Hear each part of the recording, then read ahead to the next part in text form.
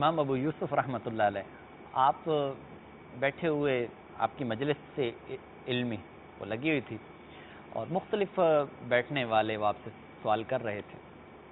آپ نے دیکھا کہ ایک شخص ہے وہ مسلسل خاموش ہے، وہ بس سنتا رہتا ہے اور اس کے علاوہ وہ کبھی سوال نہیں کرتا. آپ رحمۃ اللہ علیہ نے ایک مرتبہ اس کو کہا کہ بھائی آتے ہو بیٹھتے ہو یہاں پر، تم بھی کچھ پوچھ لیا کرو. اس نے بھی لب کشائی کی.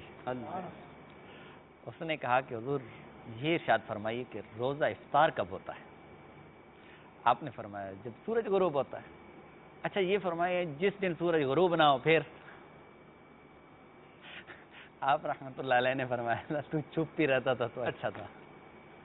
یعنی سمجھانے کے لیے ہے کہ بسا اوقات بعض نادان افراد ہوتے ہیں کہ وہ جب تک خاموش رہتے ہیں تو ان کا کوئی بھرم رہتا ہے، جب ان کی زبان کھلتی ہے نا تو سارے پردے چاک ہو جاتے ہیں. کہ خاموشی جو ہے عالم کا وقار بے شک اور جاہل کا پردہ ہے. تو اس لیے چاہیے یہ کہ ایسی گفتگو کی جائے کہ جو حکمت پر مبنی ہو، جو فائدہ دے.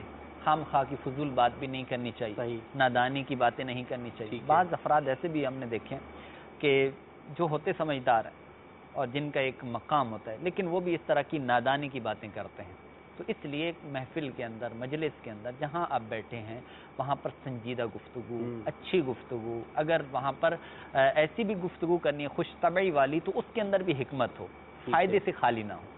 تو ہمیں چاہیے کہ ایسی گفتگو کریں. یعنی پہلے تولو بعد میں بولو. امیر سنت فرماتے ہیں نا پہلے تولو بعد میں بولو. آج کی حکایت سے ہمیں پتہ چلا، سبق ملا. تو بولنے سے پہلے سوچ لیں کہ کیا بول رہا ہوں، بولنا ہے یا نہیں بولنا.